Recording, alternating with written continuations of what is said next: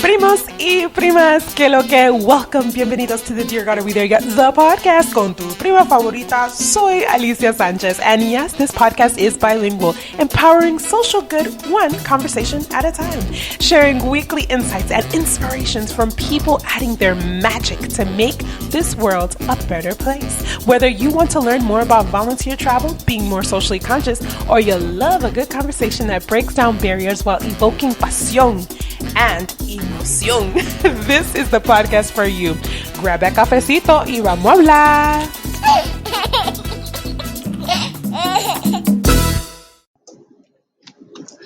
All right, primos y primas, queloque. I know it's been 2 weeks. I haven't even been on the podcast. Let me tell you something. I'm not even stressing. Yo no estoy stressing con el podcast. I might be stressing from other things, pero déjame decirte algo.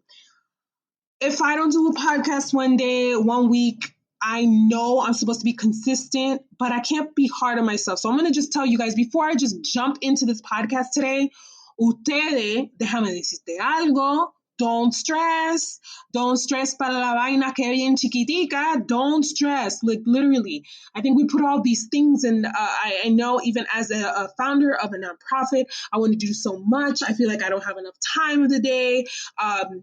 Having a family as well, like I'd rather be with them most of the time. Well, all the time. I'm going to be really frank, especially with baby girl. She's getting big, and it's like I have to do all these things. I have to be present. You know, there's Instagram, there's Twitter. There's all these different outlets, Clubhouse. There's just so much. So I wanted to just first say, I've been breathing. In the last 2 weeks, I've told myself, like, it's okay. If I don't record the podcast, I know my peoples are going to be listening. They're going to be tuning in. So, un fuerte abrazo, un besote grande. So happy and so excited that you guys are always tuning in and you're showing me love and you're sending me like DMs or messages and telling me that you listen to the podcast. And for everybody listening in, then New Zealand, Saudi Arabia, hola, que lo que. If there's Dominicans out there, you know Dominicans be podcasting, okay? Entonces, we're going to be talking about this week. I want to talk about how social impact needs to be important in businesses and entrepreneurs and for your employees and all this stuff. But before we get into it, guess who is going to be speaking at Pod Global 2021, which is actually, they're already in the Guinness Book of World Records for the biggest podcast event ever. Y guess what? Tu prima favorita. That's right. I will be speaking on Pod Global. It's a virtual event, of course, because we can't go nowhere because La coronavirus. Because she's tripping and she's still out there. So we want to be safe. So I will be speaking at Pod Global. So check that out on my Instagram at Dear God Are We There Yet? And if you're on my email list, like, come on, you get on my email list because, you know, which you can still get it on. Go to deargoddarewethereyet.com and come on my email list, and or you can join the 2021 challenge. So enough about the promos. Vamos a hablar del topic hoy because I'm really super passionate. And I kind of said it on last week that I really had a lot to say about this topic because you can feel the energy. If you can't feel it yet, and I haven't even had coffee since this morning, okay? Anyways, but I want to talk about how it's so important for businesses and brands and entrepreneurs. And if you are an entrepreneur, I want you to listen to this. If you have your business, I want you to listen to this. And if you work for a company, I want you to listen to this. You know, I have worked for large corporations. I've had owned my businesses before. I've consulted brands, fashion brands, and I've worked with so many different types of companies and people. And you know, si tú me conoces a mí, if you know me, tú sabes, you know that business is my thing. I love it with the passion. I help people with their businesses and they don't even have to pay me anymore because I just love it so much. And my focus is for the nonprofit right now. And that's why when somebody asks me, my friends ask me, or anybody, I say, hey, what do you think about this? My brain cannot stop because I love branding. I love business. But with that said, having a nonprofit right now, my mind is being in different categories. I'm in different categories, trying to help and assist and support and empower so many different causes around the world.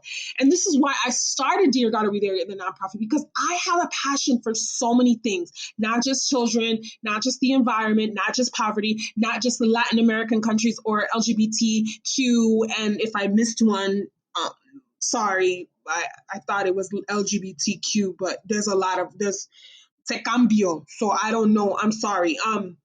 And I'm in the LGBTQ community. I should know the whole, they're always changing it up. So, I got to keep it. Anyways, let me get back to it. I have so many causes that I love and I'm in love with. And when I say in love with is I'm so passionate that people, like child abuse, oh my gosh, child trafficking, not just poverty, but also, oh my gosh, like exploitation of women and children and right here in the States. And again, so many causes. And so I felt like, having a nonprofit that can help every cause out there, children, dogs, animals, the world, the environment, the weather, it makes me feel like I am learning, and I'm learning so much because you are always a student in life. And I want to be a student in life. I don't want to be always a teacher. I want to be a student. I want to continuously learn. Shout out to, all these people who are constantly putting topics out there for, to learn about their different cultures. I'm actually going to be doing a book club session, not myself. I'm going to be joining it with Dr. Sales. And he is going to be talking about Dominican Republic and Haiti and more knowledge and more about our culture because I love it. I mean, I just love it. I want to learn more and I want to know and want to take what I learn and kind of perceive what I think fits for me. With that said, there's so many companies and organizations and businesses that are a huge impact to social impact and social consciousness. Think about where you buy your foods. Think about where you buy your toiletries or where you buy these things. And we start to understand, like, what is this company doing for impact? So a couple of weeks ago, I had this thing, I ordered online and I'm like, we're not using no more funditas, okay? No more bolsitas de recycle, nada de eso. We're not going to use any of that. I'm like, we're going to just get the reusable ones that you wash on instead of like the little plastic flimsy ones, because I'm like, how can we do our part for the world and the environment?